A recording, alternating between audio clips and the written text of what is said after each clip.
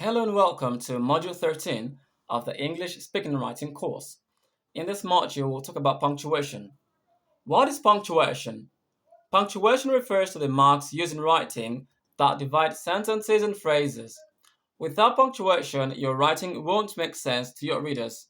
There are many punctuation marks in English, and today we'll talk about some of them. Number one, space. Space is the part of a line, page, or document that is empty.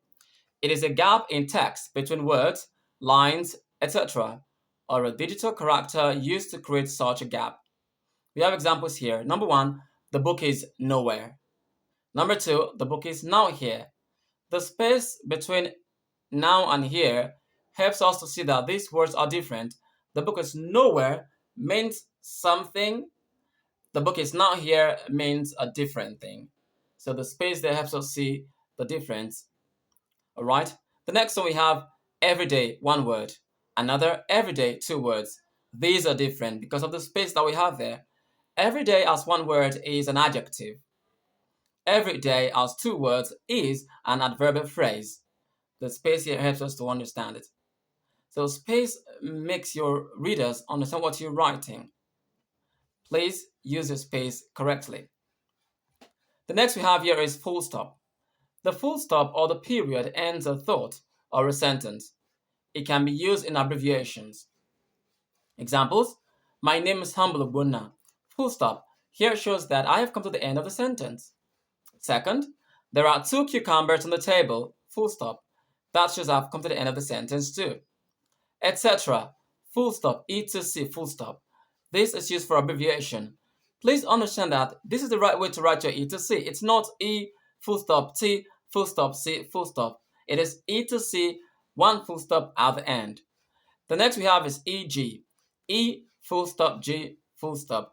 That is the right way to write your EG. For example, exemplo gracia. The next one we have here is Mr. Humble. There's a full stop after the Mr.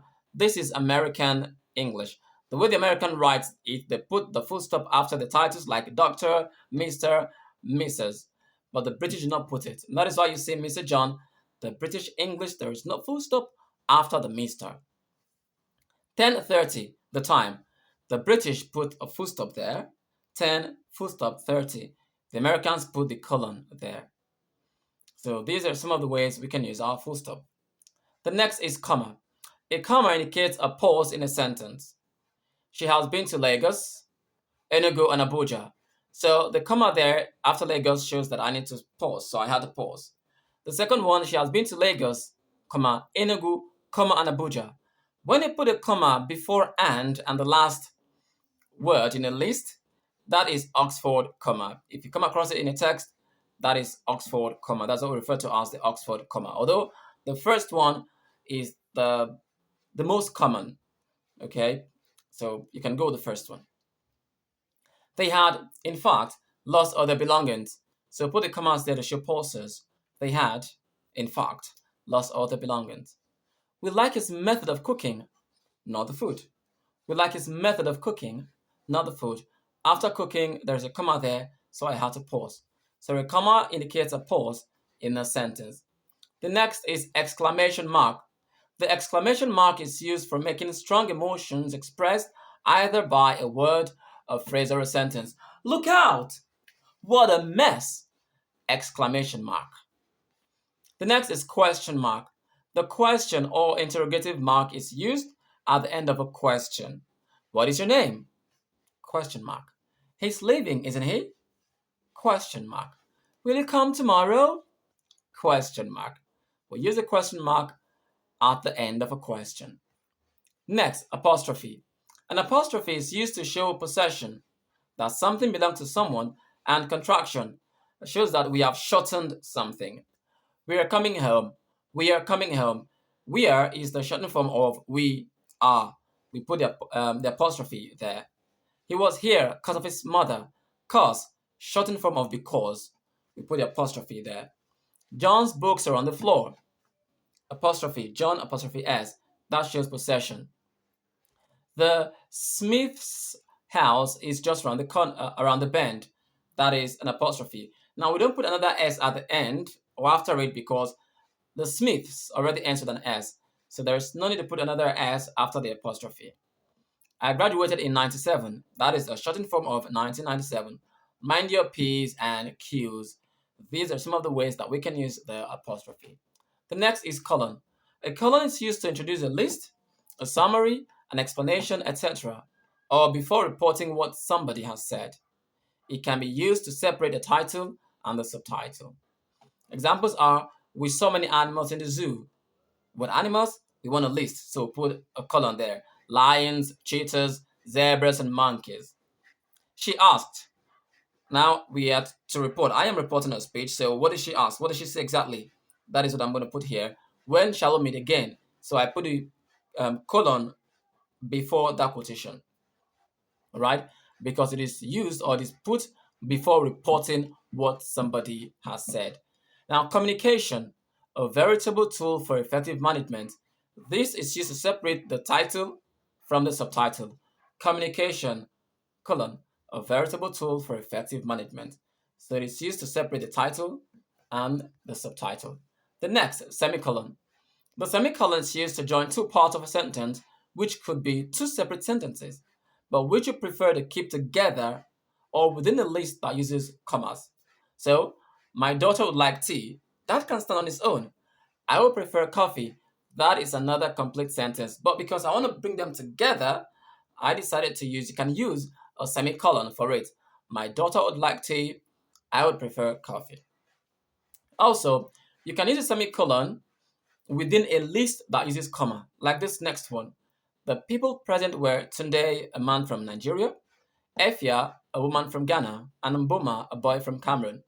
Because I have Tunde, comma, a man from Nigeria, if I put comma, Efia, a woman from Ghana, comma, and Mboma, a boy from Cameroon, it might change the meaning of what I'm saying. It might mean that the people present were Tunde, that is one person, then a man from Nigeria, another person, Efia, another person, a woman from Ghana, another person, and Mboma, another person, a boy from Cameroon, another person.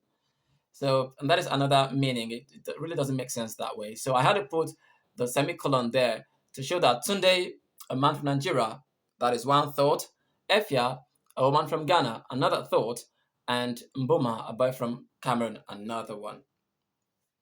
So don't forget that we can use a semicolon to join parts of a sentence, which could be two separate sentences, but which you prefer to keep together. Or a semicolon can be used within a list that uses commas, like the one I just mentioned. Now let's move on to the next. Round brackets. Round brackets or parentheses are used to mark off an afterthought or a comment in addition to the main idea in a sentence. Lanray, the boy from the park, is on his way here. So the boy from the park is just used as an afterthought or a comment rather. It's used as a comment in addition to the main idea. If I remove that, Lanray is on his way here will still make sense. So the boy from the park is just a comment in addition to the main idea in a sentence. Another, Argentina won the final. Cool. It was an exciting game. That is an afterthought. Jennifer, who is John's wife, likes to go for walks. So I had to put this one in parentheses because it is a comment in addition to the main idea. The main idea is Jennifer likes to go for walks.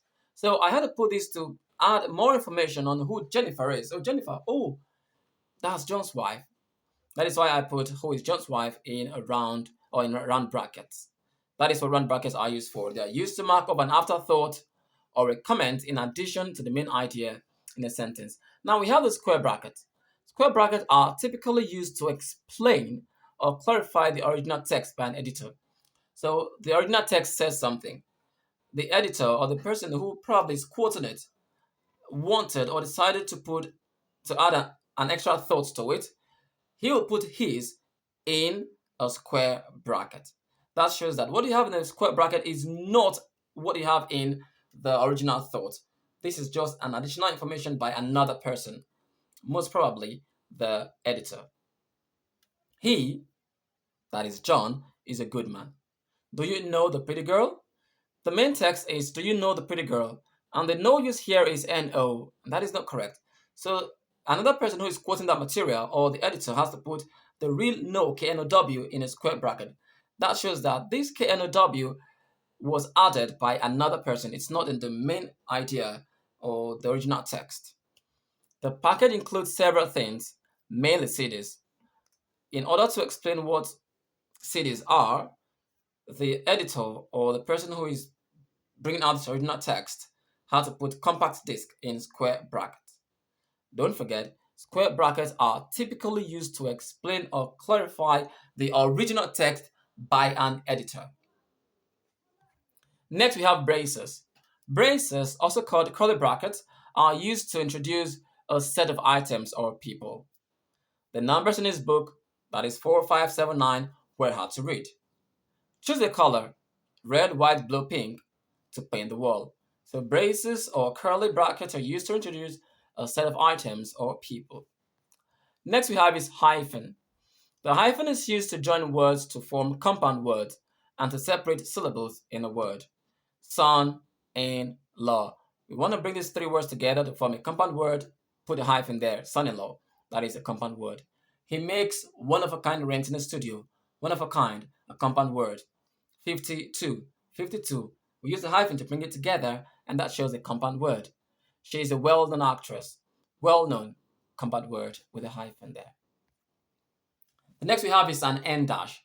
An N dash is called an N dash because its length is just the length of a capital letter N. An N dash is a punctuation mark that is typically used to express ranges from one particular number, one particular place, then to another particular number of place or thing, just ranges from here to there. An N dash is a punctuation mark that is typically used to express ranges or to clarify more complex compound adjective. Our homework problems are on pages 5 to 10. So 5 to 10, we use the N dash to show it. The home team won 4 to 2. N dash. We saw some pre-World War II buildings. This is to clarify more complex compound adjectives. So pre-World War, we use the N dash there. Now note something, please. Do not use an N dash if you introduce a range using the words between and from. You notice that our homework problems are on pages 5 to 10. So there is no between there, no from there, and that is why I can use my N dash. But if you introduce a range using between or from, please don't put N dash there. Like this. He was a president from 2023, then the N dash 2026. No. The right thing should be he was a president from 2023 to TO 2026. Again, don't use an N dash if you introduce a range using the words between and from. I hope that's clear. The next is M dash. The M dash it's the length of a capital letter M. An M dash is a punctuation mark that can be used to replace commas, parentheses, colons, and semicolons. You don't want to use commas there, parentheses, that's a round bracket, colons or semicolons. You are free to use the M dash. Like this. It turns out that Mr. Ben, a man I had always admired, was a real culprit. Now, I would have put commas there, and that would be okay. Or parentheses or round brackets, that would have been fine too. But I decided to use the M dash because we can use the M dash in place of commas, parentheses, colons, and semicolons in some sentences. The man died, or rather was assassinated in 1999. Instead of the M dash, I could have put the parentheses or the round brackets there, or even the commas there too.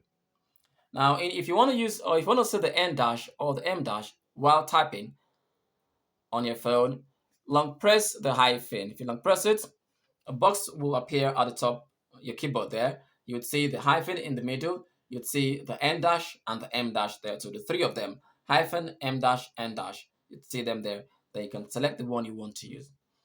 Let me just go through it quickly. Again, the hyphen is used to join words to form compound words and to separate syllables in a word. The N dash is typically used to express ranges or to clarify more complex compound adjectives.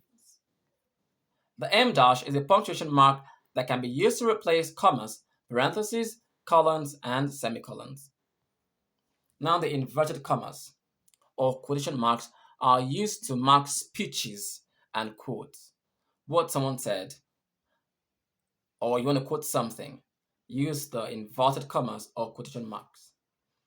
They can be used to highlight sarcastic or ironic words in a sentence. It is also used to refer to titles of books, films, etc. So in British English, they often use, or they generally use the single one. The Americans generally use the double. His favorite song is Earth Song by Michael Jackson. So I use this to refer to the title of a particular song, Earth Song. So I put the inverted commas there. She describes the result as exciting. I am trying to say what someone said. So this was someone's speech or what someone said. She said, or she called the result exciting. So the word exciting was what she used. So because I am saying what she said, I had to put exciting in quotation marks. He asked, "Do you need this book?" This is what someone said. That is, I'm quoting what he said. So I put that in quotation marks or inverted commas. Does he always say to his students, "You must study harder"? This is another quote or another speech. I had to put that in quotation mark. We have another one here. The book is great and, as John said, very cheap. You understand that the main quote here, I put the single quotation mark at the beginning and single at the end. But I have another quote inside, which is John said, very cheap. Very cheap is John's quote or what John said. So I'm making a quote inside another quote. When you have a quote in another quote, you can differentiate them this way. If you have to go with the British English using the single quotation mark for the general quote, if you have another quote inside, kindly use the double. Or if you're going with the American, if you use the double quotation mark for the quote itself, if you have another quote inside, then you can use the single quotation mark for the quote in quote that is inside. I hope that's clear. Another, Jack is truly a genius. So this is sarcasm, sarcastic remark, because Jack is not a genius. He's not a genius, but we want to call him a genius.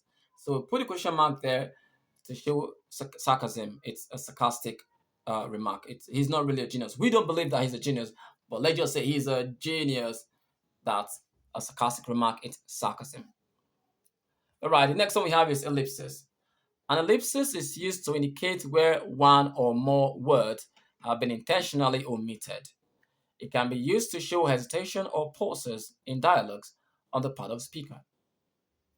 Days later, I finally heard from her. So this shows that some things have been omitted.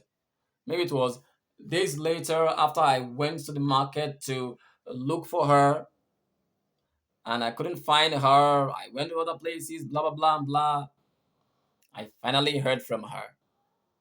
So these three dots, the ellipsis, shows that those other things have been intentionally omitted. Another, here's a quote. I was, we were, they didn't, look, it's complicated, okay? This shows hesitation. I'm trying to explain something, but I don't really want to explain it. Oh, I don't know how to explain it. We were, they didn't, look, it's complicated. I just can't, okay?